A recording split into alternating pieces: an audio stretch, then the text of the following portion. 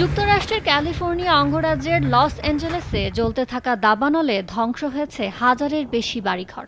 Paris Hilton সহ অনেক Hollywood তারকার বাড়িও পড়েছে। প্রাথমিকভাবে ওই অঞ্চলের ক্ষয়ক্ষতির পরিমাণ ধরা হচ্ছে $5,200 কোটি থেকে $5,700 কোটি। মার্কিন আবহাওয়া পূর্বাভাস সংস্থা আকুয়েদার এমন পরিসংখ্যান দিয়ে বলছে, এই দাবানলে বেশ কিছু বিলাসবহুল বাড়ি ধ্বংস হয়েছে, যেগুলোর গড় মূল্য $20 লাখ বেশি।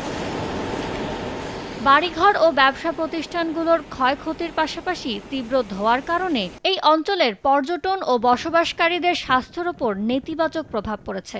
আগুনে ধ্বংস হয়নি এমন সম্পত্তিতেও ধোঁয়া বা পানির কারণে ক্ষতি হয়েছে।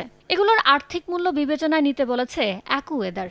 এমনকি আগুন যদি ঘন বসতিপূর্ণ এলাকায় ছড়িয়ে পড়ে, সেক্ষেত্রে অর্থনৈতিক ক্ষতির পরিমাণ আরও বাড়তে পারে বলে আশঙ্কা করছে সংস্থাটি। চলমান দাবানলকে আধুনিক ক্যালিফোর্নিয়ার ইতিহাসে সবচেয়ে আর্থিক ক্ষতি সাধন করা দাবানল আখ্যা দিয়েছে আকুওয়েদারের প্রধান আবহাওয়াবিদ জোনাথন পোর্টার। আর ইউসিএল এর জলবায়ু বিজ্ঞানী ড্যানিয়েল সোয়েন মনে করেন, এটি ইতিহাসের সবচেয়ে পরিবেশ ক্ষতিকর না হলেও আর্থিক ক্ষতির দাবানল।